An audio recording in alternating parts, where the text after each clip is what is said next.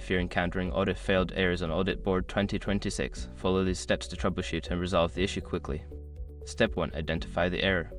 Check the error message details to understand the specific reason for the audit failure. This will help you determine the next steps to take. Step 2. Review audit settings. Access the audit settings in AuditBoard and ensure that all configurations are correct. Look for any discrepancies in the parameters that might be causing the failure. Step 3. Check user permissions. Verify that all users involved in the audit have the necessary permissions to perform their tasks. Lack of permissions can lead to audit failures. Step 4. Validate data inputs. Examine the data inputs related to the audit. Ensure that all required fields are filled out correctly and that there are no invalid entries that could trigger an error. Step 5. Rerun the audit. After making the necessary adjustments, attempt to rerun the audit. Monitor the process closely to see if the issue has been resolved. By following these steps, you should be able to address the audit failed errors effectively. If problems persist, consider reaching out to AuditBoard support for further assistance.